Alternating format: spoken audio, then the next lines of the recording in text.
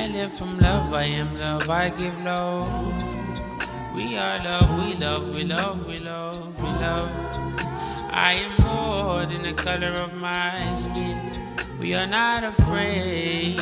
We are Everything free. you could ever ask for, you could ever have now or ever ask for in the future, you already have right now. You already have all of it. You simply are not experiencing it. Because everything that has ever happened is happening now and ever will happen is happening right now. And so it is for you merely to reach into the sea of infinite possibilities and call forth the reality you choose now to experience. And you do this, you call forth from the sea of infinite possibilities the reality you choose to now experience through three devices mainly: thought, word, and action. Now, if what you say is, please give me what I need today to survive, you will have a struggle acquiring what you need today to survive, because the statement comes from a deep underlying thought that you do not now have that, or you wouldn't be asking for it. I'm sensitive to bad vibes. I need to protect what's mine entirely.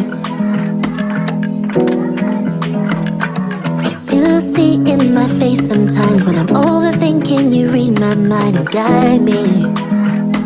Yeah.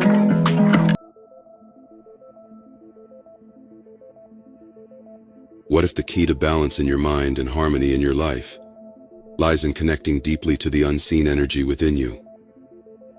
Imagine aligning your physical body, emotions, and thoughts to create a sense of wholeness that transforms how you experience the world. Throughout the history of human existence, we have always felt fragmented, torn between thoughts and emotions, logic and intuition, action and rest. But there is a way to create lasting harmony within, and the path to this state of integration is simpler than you might think. In this video, we will explore the revolutionary insights of Jacobo Grinberg, who demonstrated how synchronizing the brain hemispheres can profoundly influence consciousness and transform one's experience of reality. By using simple techniques like conscious breathing, visualization, and other forms of mental training, you can harmonize your inner and outer realities. Breath then becomes more than a life-sustaining function, a tool for balance, clarity, and transformation. We will explore how ancient practices like pranayama can help you achieve this harmony by aligning the activity of your brain's two hemispheres. This alignment bridges logic and intuition, mind and body, and creates a profound sense of unity. Additionally, we will explore biblical allegories and symbolism that highlight our purpose, achieving inner union and wholeness. Stay with us, and you will learn a transformative pranayama technique, a simple yet effective practice to restore inner harmony and a sense of peace. Let's begin. To understand consciousness and the cosmic mind, we need to look at the brain. The brain is a special organ that turns our body into a being with both physical and mental qualities. It connects our body and mind in ways that even modern science doesn't fully understand. The brain is divine because it links us to higher understanding, revealing the mystery of what it means to be human. In the human brain, the two hemispheres each play distinct roles. One focuses on logic and reasoning, while the other plays a key role in intuition, emotion, and creativity. However, many people overuse the rational hemisphere, leaving the intuitive and emotional aspects underdeveloped. The goal is not to favor one side over the other, but to establish harmony between the two hemispheres. Numerous studies have shown that when the hemispheres are balanced, cognitive abilities, creativity, and emotional intelligence improve significantly. This balance also brings clarity to our perception of both internal and external realities. Without this balance, we may overlook intuitive or emotional aspects when relying too heavily on logic, or conversely, miss rational insights when focusing predominantly on emotions. Advanced meditators demonstrate this harmony, as regular meditation naturally aligns the hemispheres. Practices such as mindfulness, Relaxation, visualization, and specific sound frequencies can also help achieve similar results. However, achieving this balance does not require years of meditation. There are accessible techniques, such as pranayama, that anyone can practice daily. The Mexican neuroscientist and visionary, Jacobo Grinberg, explored this phenomenon in depth. His work, which integrated elements of shamanism, telepathy, and meditation, aimed to uncover the mysteries of consciousness and its connection to the universe. Grinberg studied how the two hemispheres of the human brain, normally weakly correlated, can achieve higher synchronization under certain conditions, profoundly influencing consciousness. He discovered that typically, the left and right hemispheres of our brain function with a low level of correlation, around 40%. This means that while the hemispheres communicate, their activity is not perfectly synchronized. However, Grinberg's studies revealed that some individuals, under specific circumstances or through deliberate training, could reach correlations as high as 60% or even 90%. He developed a method to measure and train the correlation between hemispheres, using electroencephalography and a computer feedback system. This innovative system allowed him to record the brain activity of both hemispheres and compare the data in real time. Participants received auditory feedback, a deep low-pitched sound when their hemispheres were synchronized, and a high-pitched sound when they were not. This feedback allowed them to consciously train their brain and adjust the interhemispheric relationship. The results were remarkable. When participants achieved higher levels of synchronization, such as 70% or above, they reported profound changes in their subjective experience. They described feelings of deep connection with themselves, the universe, and others. Many expressed a sense of unity, peace, and even transcendence, where the boundaries between themselves and the external world seemed to dissolve. I recall all my power and all my energy back to me with divine care. Whoever, whatever is living off my light energy, run that back, get your own. I'm emotionally gifted, so I must guard that gift with wisdom and firmness. My openness is emotionally generous. I must be watchful. I'm seeing who are and aren't skilled to receive. I receive what others' blind spots are, teaching me about budgeting my energy and setting them boundaries. I have the right to tell people what they don't want to hear in the name of setting them boundaries. I also won't exhaust myself on people who ain't listening. I'm done with people pleasing and the attachment to make everyone happy with me. I won't share like how I used to share. I people wiser. I know now people pleasing isn't love, but it is fear. I am magnificent at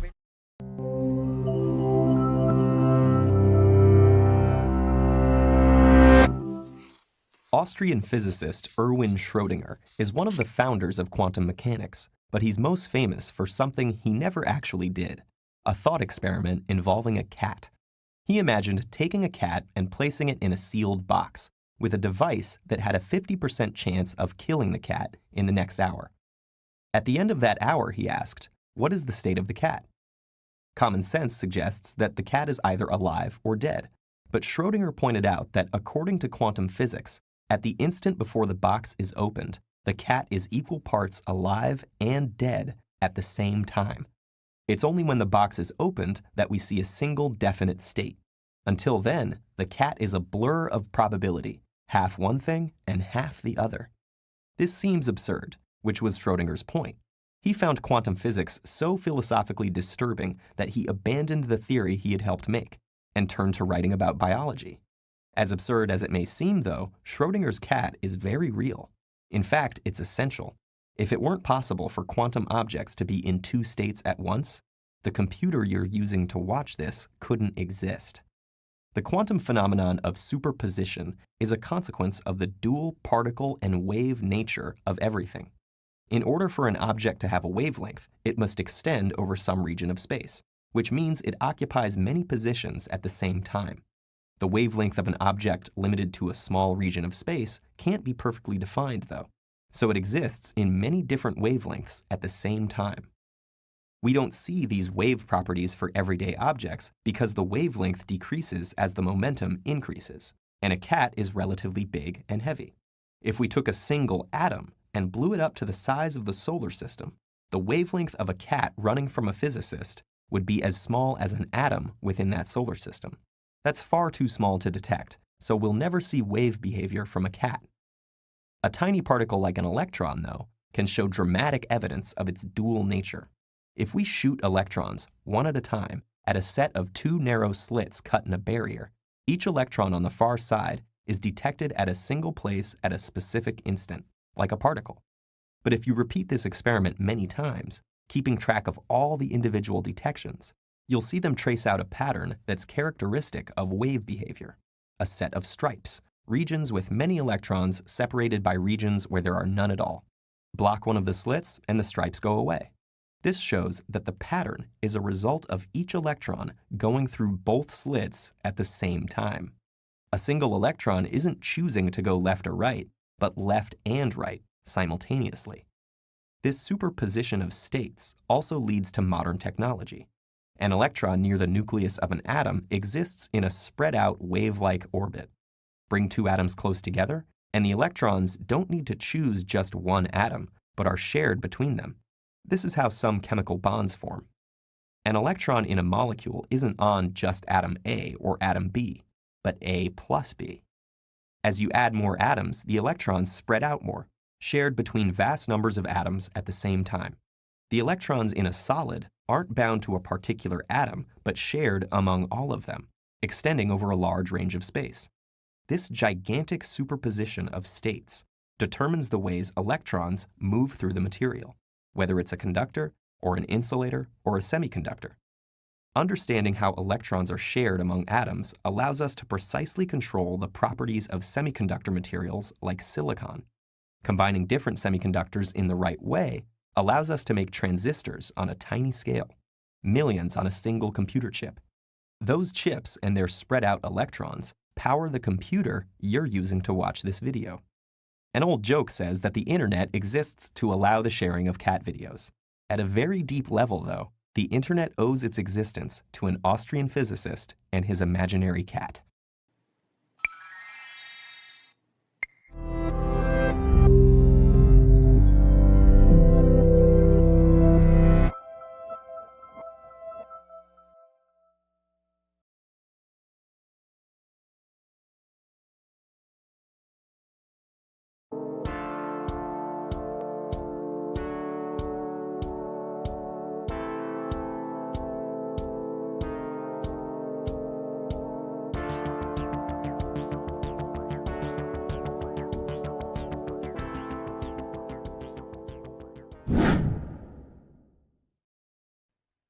What is good, people? How are we all doing? Today we're going to be talking about the different planes of existence, the occult side of the world, the things they don't teach you in school.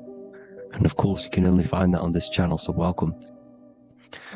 So you need to understand is that your consciousness moves through these different planes of existence, these different states of consciousness, which make up all of you. Okay?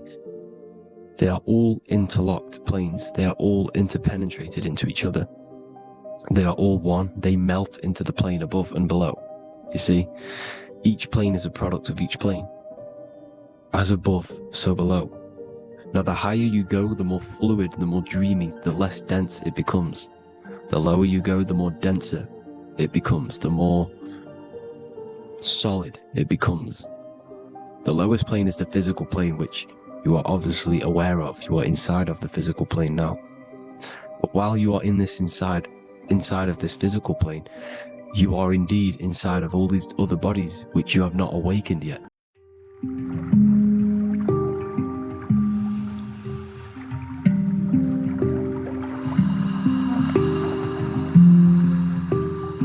Can sound heal us? Can music impact our mind, body, and spirit? These are questions that have resonated across the globe for centuries.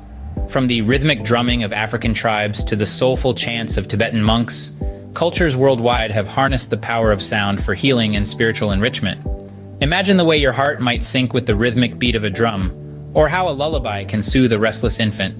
This is the universal language of sound, a testament to its profound impact on our lives. Among the many tools used in the exploration of sound's therapeutic potential is an ancient musical scale known as the solfeggio frequencies.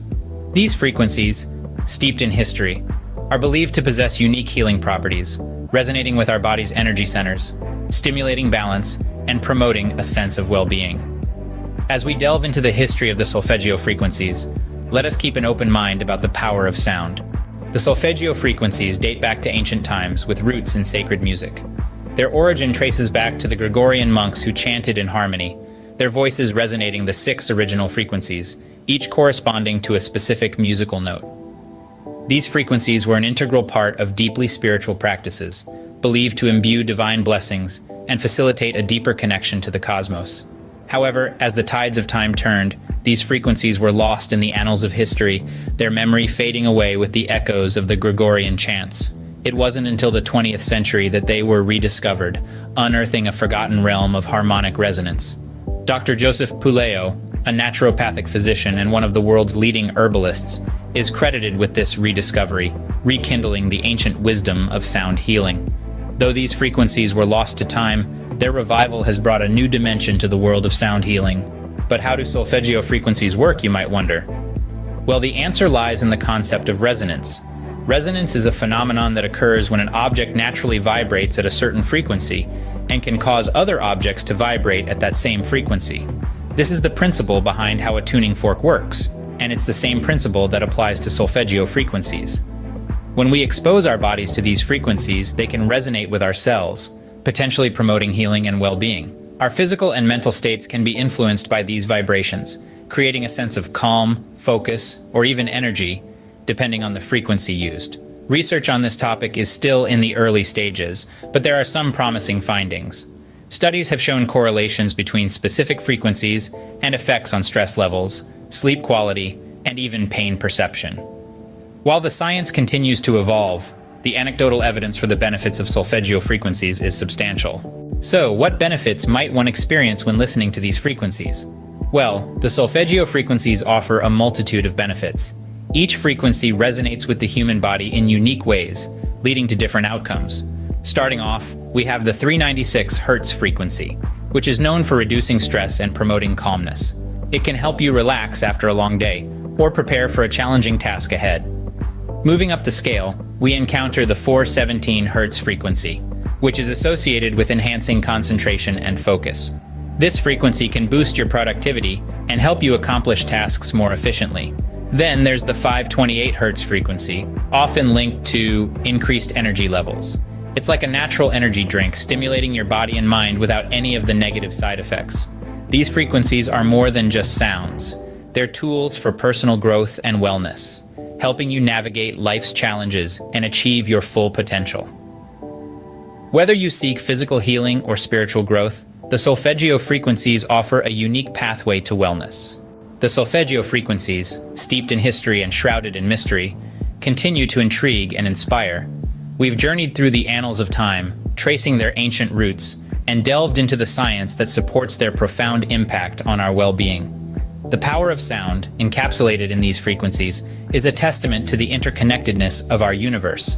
From their intriguing origins in Gregorian chants to their rediscovery in the late 20th century, these frequencies have long been a source of fascination and study.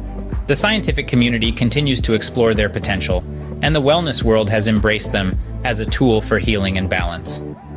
The benefits of solfeggio frequencies, as we've seen, are far-reaching. They can promote mental clarity, emotional healing, and physical well-being. They invite us to tune into our inner selves and the world around us.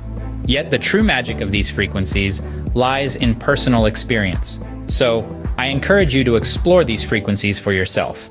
Keep an open mind about the power of sound. In the world of sound and music, the journey is just as important as the destination. Let the solfeggio frequencies guide your path to wellness.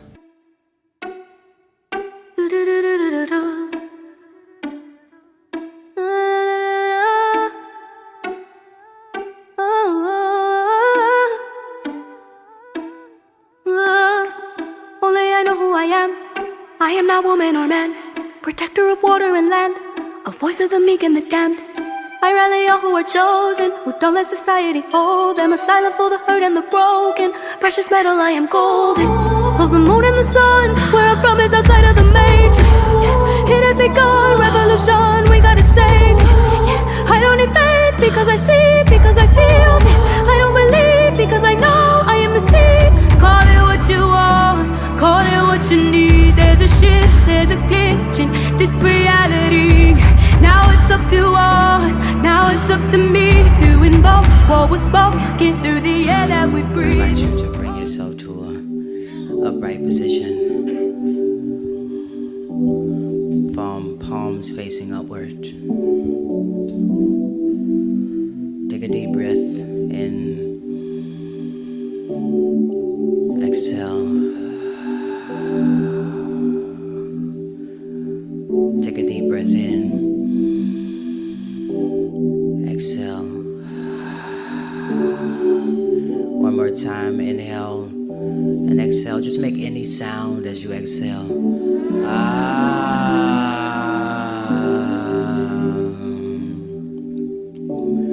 Where does it hurt?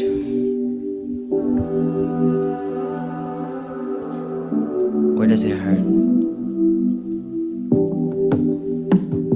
What is the source of your pain?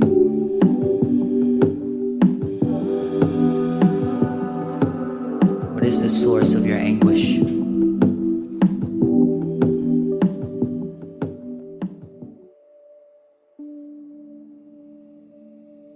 You have certainly come across these images before, but now, I invite you to observe them very carefully. What do you think of these hand positions? Why are the gestures of Buddha, Christ, and Seraphim of Sarov so similar? It might seem like a coincidence, but take a look at these other images. The gestures here also coincide. And we are not just talking about common portraits or sculptures. We are talking about icons, representations of gods and saints. These gestures have a very important meaning. If it weren't so, they would not have been perpetuated over centuries and millennia. So then, what exactly do they mean? How do they work?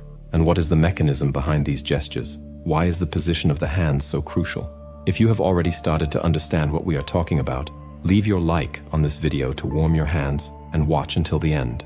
We will show you how you can control your state of mind with simple gestures. In Hinduism and Buddhism, this type of symbolic positioning of the hands and fingers is known as mudras, which in Sanskrit means seal or symbol. They are often used during meditation and are frequently referred to as the language of gestures. In yoga, mudras do not only refer to hand gestures, but also to the positions of the body, eyes, diaphragm, and so on. Mudras are essential in various religious and spiritual practices within Hinduism and Buddhism.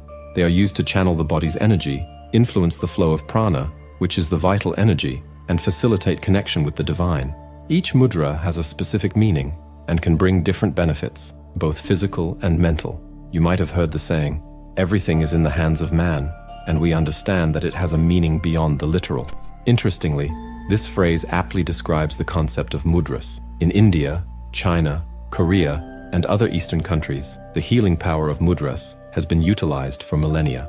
In ancient Vedic texts, it is mentioned that by using these hand positions, a person can not only get rid of many ailments and strengthen their immune system, but also elevate their spiritual level. With practice, it is possible to learn to influence the events of one's own life and even the surrounding environment.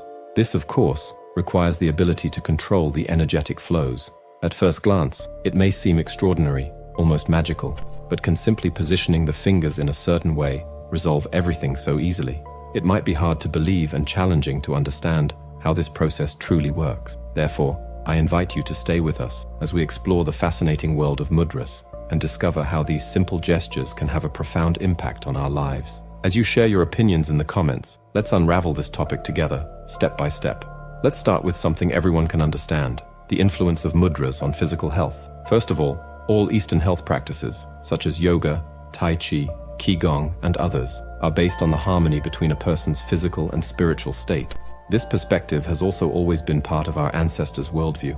It's no secret that there are numerous channels in the hands connected to the vital energy of our systems and organs. When we join our fingers in a certain way, we are regulating the internal energy flows, promoting an exchange of information and energy between different centers of the body.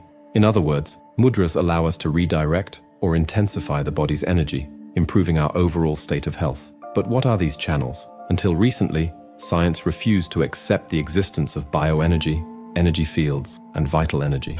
Physiologists argued that throughout the history of physiology and medicine, no such channels or anything similar had ever been found. They are known as meridians in the human body, although they have not yet been concretely identified. We have systems like the circulatory, lymphatic, nervous, and others. Despite the lack of visible channels, various theories have emerged. One of these theories suggests that the fingers have numerous nerve endings, each connected to a specific organ. Pressing a finger can influence the corresponding organ. The thumb is related to the stomach and spleen, the index finger to the kidneys, the middle finger to the gallbladder and liver, the ring finger to the intestines and lungs, and the little finger to the small intestine and heart. This knowledge is successfully used by first responders in emergency situations, such as in environments where medications are not available. For example, it is important to know that in the case of heart pain, biting the base of the little finger's nail can be beneficial. In fact, daily finger massage can prevent many health problems. Simply warm and massage the palms of your hands thoroughly. This practice, proven effective, is hard to dispute. Could our traditional handshake be seen as a manifestation of this wisdom? Share your opinion in the comments. What if we told you that the existence of energy channels in the human body has already been proven by science? Few people are aware of this. Why, in all cultures and medical traditions prior to modern medicine, was there talk about the movement of energy? Albert Szent-Györgyi, a biochemist and Nobel Prize winner, stated that this is no longer a secret to scientists. In the end, science concluded that the ancient knowledge about energy channels through which vital energy flows is true. In different traditions, these energy channels were known by various names. In India, they were called nadis. In China, meridians. In Japan, kiraku. And in Tibet, vessels. According to Indian tradition, there are 72,000 of these energy channels, and disease is caused by the obstruction of energy flow in them. Although we are made of flesh and bone, our bodies have an electromagnetic nature, with frequencies measured for years by modern devices such as electrocardiograms and MRI. Recently, scientists at Seoul National University have proven the existence of meridians. They claim that this system is an integral part of the cardiovascular system and even has material support in the form of connective tissue. The initial discovery of meridians was made by North Korean scientist Kim Bong-han in the early 1960s. He identified special tubular structures in the human body, and their existence was confirmed by subsequent research. Modern Korean scientists have demonstrated that the discovered system is indeed a physical component of the energy points of the meridians. This modern scientific validation offers a new perspective on ancient traditions, merging millennia-old knowledge with technological advancements for a more comprehensive understanding of our health and well-being. Moreover, the introduction of certain substances has revealed the presence of fine lines that correspond to energy channels described long ago. It was discovered that these channels transport a fluid that accumulates to form stem cells. This discovery, though impactful, has not received the attention it deserves. But why is this information, which is not new to scientists, not taught in schools or reported in the news? What do you think? There are even broader scientific theories suggesting that we are deeply connected through our energetic structure and the flow of energy, both at the cellular and physical levels. And that's not all. Our Earth also has energy channels, known as ley lines, which function similarly to the meridians of the human body. These are geographical alignments that connect various significant historical, cultural, or natural sites. But let's return to mudras, the specific hand positions that influence the flow of energy in our body. In general, we know that mudras have a significant impact on our organism. However, simply joining the hands in a certain way is not enough to obtain the desired benefits. To learn to control your energy through mudras, it is crucial to follow some fundamental rules before beginning the practice. First step, warm up your hands well. Before starting any mudra practice, vigorously rub your palms together until you feel a pleasant warmth. This simple gesture activates blood circulation and prepares your hands, making the movements more fluid and effective. Second step, maintain proper posture. Sit comfortably, either in the lotus position or on a chair with your spine straight. Keeping your spine aligned is essential to allow the flow of energy along the spinal column, facilitating both mudras and meditation. Third step, calm your breathing. Breathe deeply and rhythmically, preferably through your nose. Controlled breathing relaxes the body and mind, creating a state of calm essential for the effective practice of mudras. Focus on your breath, making it slower and deeper each time. Fourth step, Avoid tension in your hands and keep your body relaxed. The practice of mudras should be gentle. Any unnecessary tension can block the flow of energy. Ensure that your shoulders, neck, and jaw are relaxed. If necessary, do some shoulder rotations to release tension. Fifth step, do not feel pain. When performing the mudra, if you feel discomfort or pain, adjust the position of your fingers. The practice should be pleasant and effortless. Pain is a sign that something is not right, and persisting in it can cause injuries or prevent the expected benefits. Sixth step, the touches should be light but noticeable. Ideally, you should feel a slight tingling between your fingers. This indicates that the energy is flowing correctly. The lightness of the touch also helps maintain sensitivity and connection between the fingers, enhancing the effects of the practice. Seventh step, maintain the mudras for at least 5 and at most 30 minutes, with an ideal duration of 10 to 15 minutes, depending on the goal. This interval allows the benefits of the mudras to manifest without causing fatigue. For beginners, starting with shorter periods and gradually increasing can be a good approach. Eighth step, avoid performing mudras if you are in a bad mood or in an unbalanced state, except in emergency situations. Your emotional state directly influences the effectiveness of the mudras. In emergencies, a calming mudra can help restore balance, but generally, it is better to practice when you are in a state of tranquility. Ninth step, fully concentrate on your sensations. During the practice, keep your focus on the areas of your body where you feel the flow of energy. This concentration helps to intensify the effects of the mudras and develop greater body awareness. Following these guidelines can maximize the benefits of mudras, effectively harmonizing the flow of energy in your body. Mudras are a powerful practice that, when performed with attention and care, can promote physical, emotional, and spiritual well-being. By integrating these practices into your daily routine, you can achieve a state of greater balance and inner harmony. It is important to know the area of the body where the mudra should be held, depending on the chakra or energy center you want to influence. For example, to address heart issues, the mudra should be applied to the area of the solar plexus or the heart chakra. There is a wide variety of mudras, but it is essential to start with the most effective and simple ones to execute. Additionally, the knowledge of mudras is widely used in meditation to improve concentration and memory, enhance intellect, combat insomnia, and stimulate the pineal gland. Try joining the tips of the index finger and thumb during meditation. The other 3 fingers can remain straight or relaxed. This simple action can bring significant benefits to the mind and body. Now let me tell you about some types of mudras and the benefits each one can bring. Earth mudra.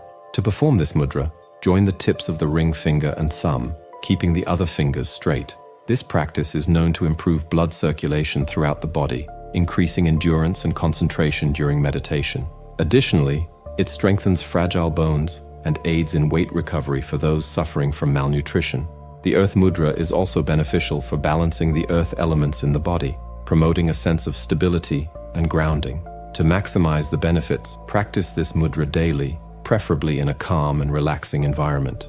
Life Mudra. Activate your body's energy by bending the ring finger and little finger, joining them to the tip of the thumb while the middle and index fingers remain straight.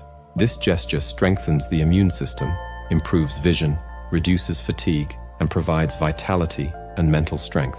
The Life Mudra is especially useful for revitalizing the body and mind, promoting a sense of vigor and enthusiasm. Try it now. Pause the video, hold this mudra for 5 minutes, and share the results in the comments. For maximum effectiveness, incorporate this mudra into your daily routine, especially upon waking to start the day with renewed energy. Water Mudra. Essential for all women, this mudra has a positive effect on the skin and helps eliminate signs of fatigue. Lightly touch the tip of your little finger with the tip of your thumb, keeping the other fingers straight. This practice maintains body hydration, combats skin problems like dryness, infections, and acne, provides a natural glow to the face, and relieves muscle pain and spasms. The Water Mudra is excellent for maintaining skin health and promoting a youthful and healthy appearance. For best results, practice this mudra daily, especially in dry climates or when you notice signs of dehydration. Air Mudra. To perform this mudra, bend your index finger and lightly press the second phalanx with your thumb, keeping the other fingers straight. This practice is excellent for calming the body and mind, helping to relieve anxiety and stress. During states of anxiety, the Air Mudra is effective in reducing stress, eliminating impatience and indecision. Practice this mudra until the symptoms disappear, but avoid prolonging the practice beyond that point. The Air Mudra is especially useful in moments of emotional tension, helping to restore inner peace and mental balance. To integrate this practice into your daily routine, set aside a few minutes during breaks or before bedtime to calm your mind. Sun Mudra. Bend your ring finger so that the tip touches the base of your thumb. Gently press the bent ring finger with your thumb and keep the other 3 fingers extended and relaxed. This practice protects the heart and stimulates its recovery, helping to prevent angina and heart attacks with regular practice. It is important to remember that this mudra should be performed for the prevention of heart diseases and can even be used during acute heart pain, but it does not replace medical consultation. The Sun Mudra also helps increase body heat and fat burning, making it beneficial for those looking to lose weight. For the best results, practice this mudra regularly and consult a healthcare professional to monitor your heart condition.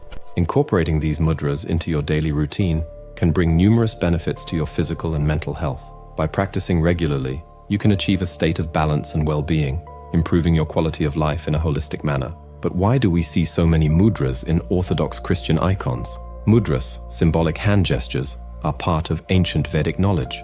This is why the blessing gesture with 2 fingers is similar to the life mudra. The human being is a complex bioenergetic system whose life and health depend directly on their energy potential. This includes the harmonious interaction between their physical and subtle bodies, as well as their energy centers, known as chakras. Although it is often thought that the concept of chakras is exclusive to the East, few people know that we also have our own chakra system, adapted to our mindset. But what exactly are chakras? How is the chakra system structured? These and many other questions have been explored in detail in our previous videos. For a deeper understanding, be sure to check out the videos on our channel where we have already discussed these topics in great detail. Just look for the videos about chakras to get more information and expand your knowledge.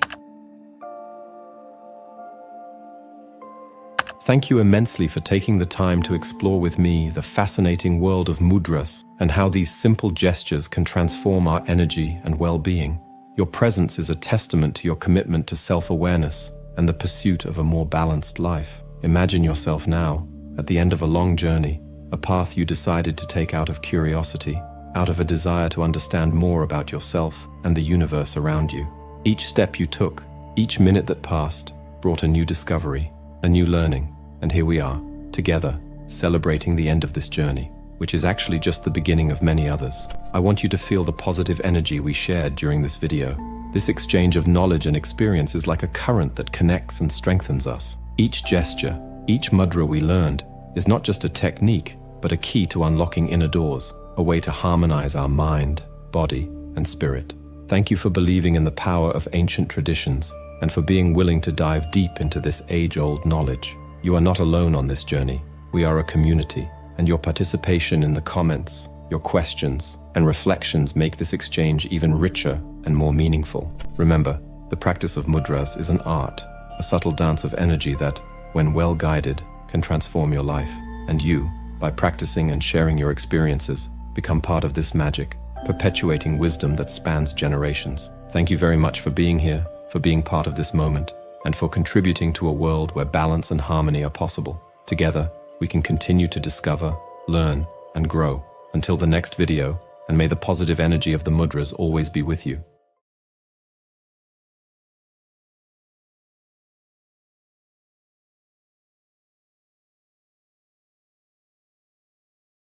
This comes from a fundamental dimension of yoga, which is referred to as Bhuta Shuddhi.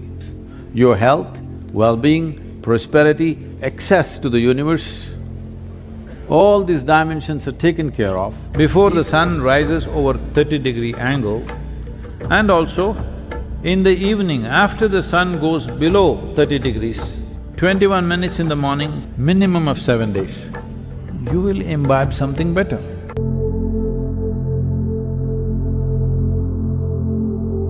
About transforming or about reviving this Mahakumbh as a knowledge base, as a place and a time that people, large number of people, will seek as a source of inspiration, healing and transformation, which is what it has been for thousands of years. Maybe in the last 5, 6 or 10 decades in a century, it could have to some extent lost its relevance and its significance, simply because, well, the nation has not been in our own hands. So reviving this, what this means, why is this? What is so significant about taking a bath once in 12 years? It's not about that. This comes from a fundamental dimension of yoga, which is referred to as Bhuta Shuddhi, which means to cleanse the five elements in our system. Everything in the universe, this body, this planet, the solar system, the universe and the cosmos, everything is just a play of five elements. The entire universe is just a mischief of five elements, not 5 million, just five. This shows the brilliance behind creation, the trillions and trillions of forms that life has taken, all this only with five ingredients. So the yogic system, the fundamental form of yoga is Bhuta Shuddhi, where it is understood that if you gain some mastery over these five elements, your health, well-being, prosperity, access to the universe, all these dimensions are taken care of if only you take charge of these fundamental ingredients which make you who you are right now and which makes everything what it is right now. This body, the elemental composition of this body is such that 72% of this body is water, 12% is earth, 6% is air, 4% is fire, the remaining is Akash. For one to live well here, water plays the most important role because 72% of this body is water, 72% of the planet is water. So the Kumbh, or the science of making use of the confluence of rivers at certain latitudes, came not because of belief, not because of some blind faith, this came because of keen observation of how life and the different forces around us function and how we can ride that, how we can make use of that. Wherever two water bodies are meeting with a certain force, it creates a churning of water. This body being over 72% water, being there at that particular time, when it is in a particular nakshatra in the solar cycle, the maximum benefit happens to the body. In the ancient times, everybody understood that this mandala of 48 days, if you stay at the Kumbh and every day you're in that water with the appropriate sadhana attached to it, you could transform your physical body, your psychological framework, your energy framework, and above all find enormous spiritual growth within you within a span of one mandala, which is 48 days. But today slowly it has become more just a quick visit, a half-a-day visit where you take a simple one dip and you're out. Well, maybe in today's world we can't get all of you for 48 days at the Kumbh. So, you're going to Kumbh, Mahakumbh, which has gone on for many millennia, and at least go prepared. Before the sun rises over 30-degree angle, and also in the evening after the sun goes below 30 degrees, 21 minutes in the morning, 21 minutes in the evening, just sit in a crossless posture, put yourself with great involvement, just do Mahamantra, 21 minutes, and do it the right way because it's just terrible that in India itself the distortion has happened. Well, in English language they're writing A-U-M, but when they say, oh, no. Om Namah Shivaya,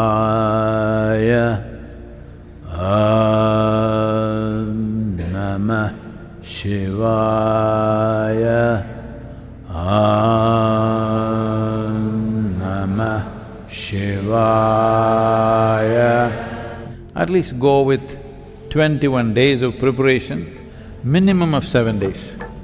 You will imbibe something better. Because we are going there not because of religious fervor.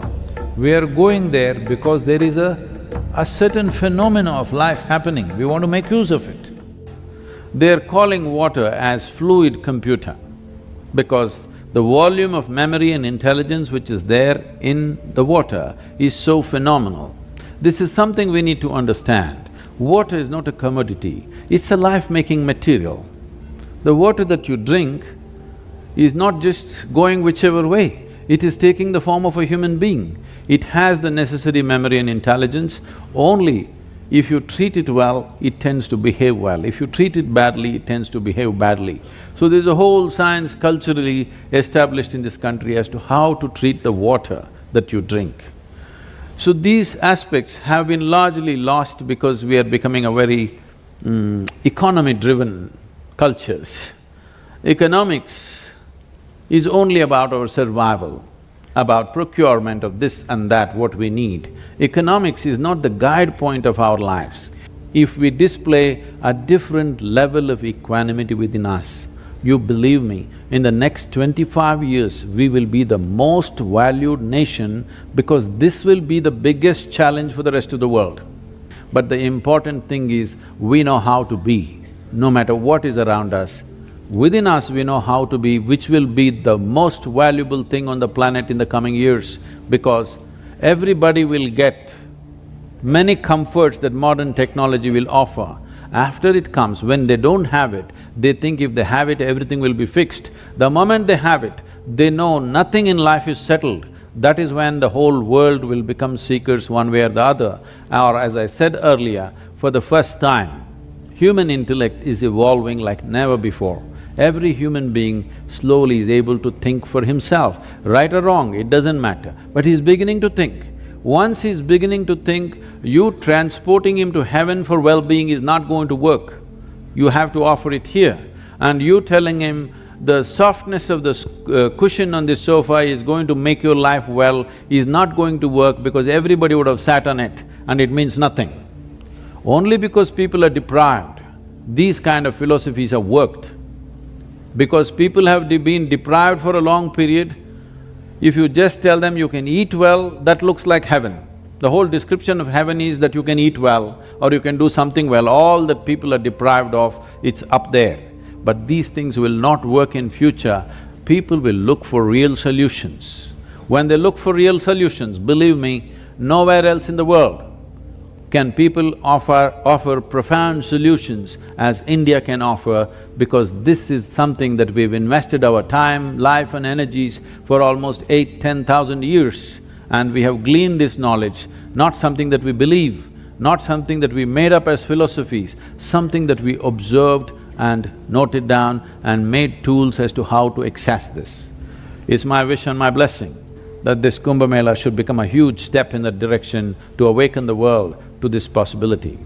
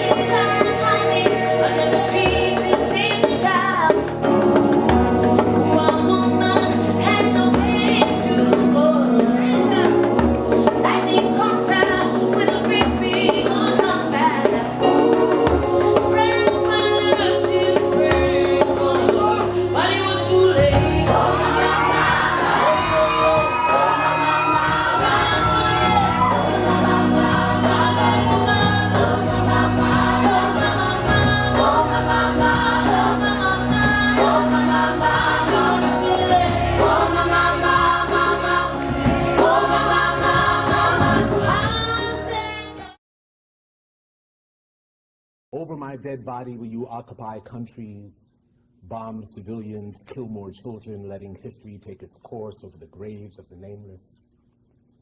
Over my dead body will you erode the very freedoms you have claimed to fight for. Over my dead body will you supply weapons and funding for the annihilation of families on foreign soil. It is not simply an idea that one should be willing to die for their beliefs or principles, but rather that there are hundreds of thousands, in fact millions, tens of millions that have died at the behest of racialized capitalism and its imperial machine, which we feed with our labor.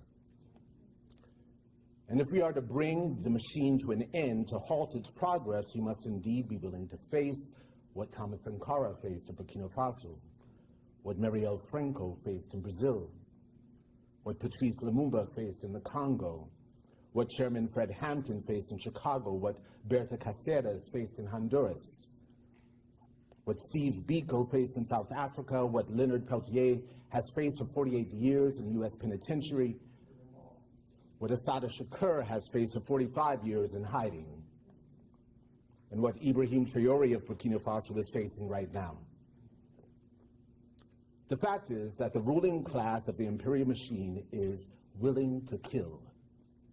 And we must find at least the organizing strength to halt our labor to kill the machine.